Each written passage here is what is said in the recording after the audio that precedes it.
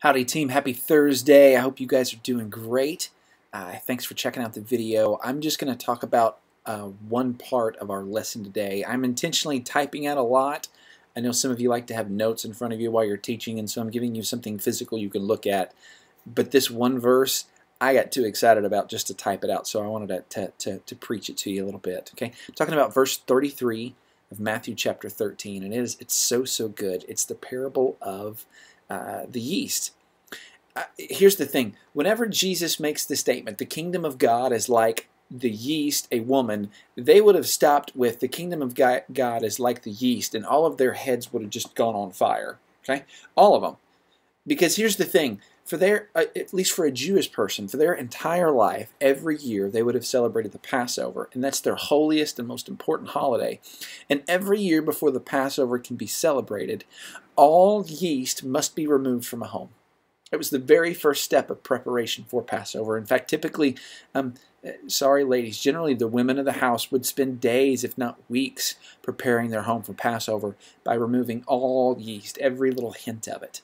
It was a big deal. And the reason is all throughout the scriptures, yeast is what God would use to analogize sin.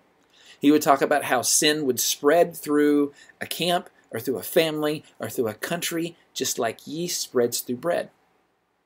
Over and over and over and over and over again. And all of a sudden, here's Jesus flipping the script and doing it in an amazing way. He says, hey, the kingdom of God is like the yeast the woman used to make bread. And they would have said, what? What are you talking about? And they certainly would have been leaning in real close. Well, here's what Jesus meant. Here's what he's talking about. I love this so much. This is cool. The idea is this.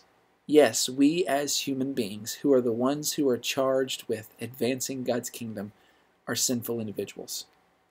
And just like how sin can come in and take over and ruin a person's life, and it doesn't just stay with that one person, it spreads throughout the community, we as saved sinners have the opportunity to do the exact same thing amongst our peers. We can have the exact same effect on those around us that sin can have in our lives if it goes unchecked. Jesus literally, he takes our yeasty, sinful selves and he changes us and he gives us the same properties. In fact, a lot of times he doesn't change our personalities, he just changes our hearts and the things that we're into. And he uses us, and he uses our skills, and he uses our personhood, and he uses the people that we're already attached to and the communities that we're already involved in, and he uses us to penetrate those places and cause the kingdom of God to advance. We have the opportunity to rub off on our neighbors and our peers and our friends so that they too might know Jesus and they too might be saved.